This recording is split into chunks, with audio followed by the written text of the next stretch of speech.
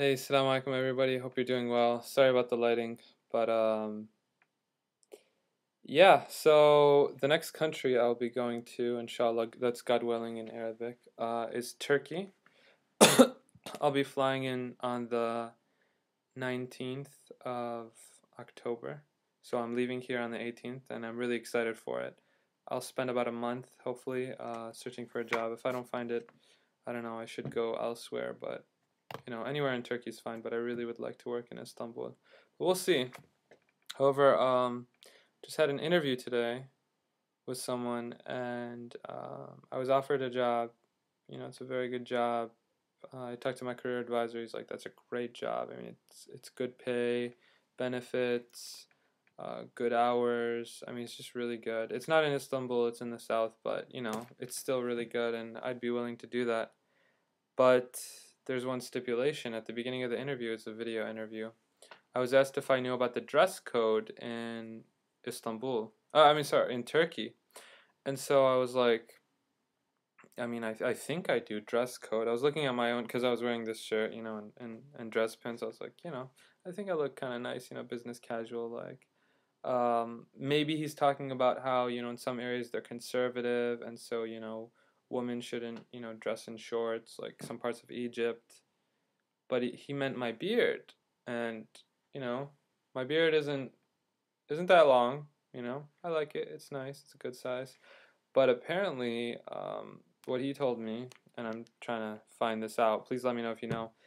Now I know in Turkey, it's not allowed that if you're a female and you wear the headscarf as a Muslim because you view it as an obligation, which it is according to my views, then you can't enter university, you can't be a part of the parliament or anything in government. From my understanding, it hasn't changed. But I didn't know that this extended to the beard, and the reason I have this beard is for a religious reason as a Muslim, to be like the Prophet Muhammad, peace and blessings be upon him. And I believe even a little bit of hair, is good, but as long as there's some hair, and I'm saying, I'm a male and I'm following in that tradition, and not to shave. And even right here, there's still a little bit of hair because I don't use the blade. I don't believe in using the blade. Well, apparently he's like, these private schools and the mainstream schools, they just won't hire you if you have a facial hair. He's like, you might be able to keep your mustache. A lot of people have mustaches. That's gonna look interesting. Me with just a mustache. It's like a Turkish thing. But the beard is a big no-no, and the reason for that, I think, from my limited studies of Turkish history, is you have the Ottoman governance, you have these people with these mustaches, these beards, and the beard becomes a symbol for Islam and for trying to let Islam have a role in the government or in society. And the hijab also becomes symbolic of that. We see this in Egypt, we see this in Syria. At one time, women's headscarves were ripped off as they went to school, and my family saw this time. It's 20th century type stuff. Reza Shah in Iran reacts like this. So you have Gamal Abdel Nasser in Egypt reacting. They say post-colonialism. I don't believe it. I think it's still going on. But after the decline of this Ottoman governance, you have Reza Shah, and he's like, "Whoa, don't the scarf, the beard."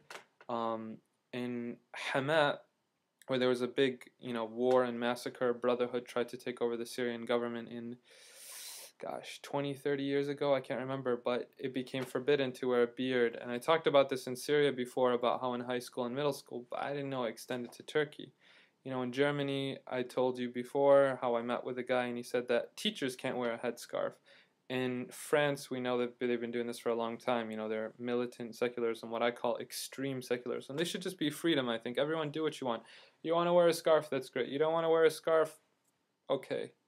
Do what you got to do and worry about yourself as a person.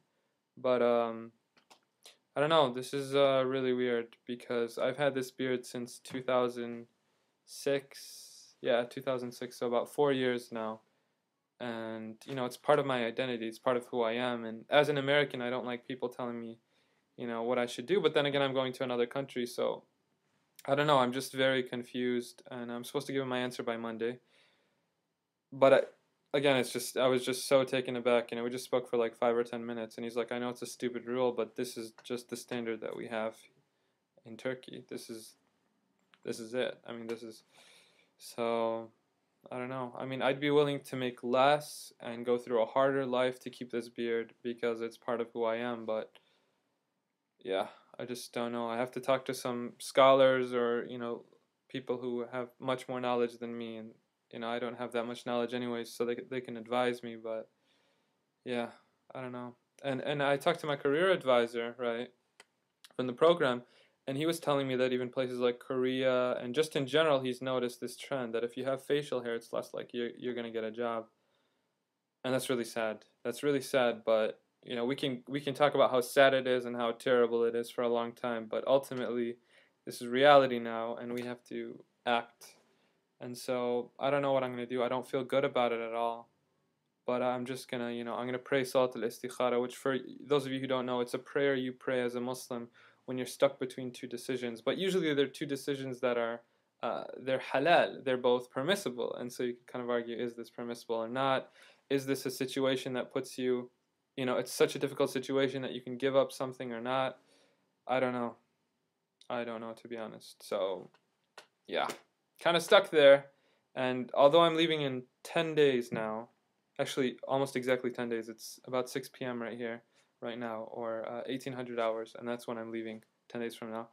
I just, yeah, yeah. So this long ramble is just because, when you're traveling, when you're journeying across, you're faced with these issues and these moral dilemmas, and yeah, it's hard.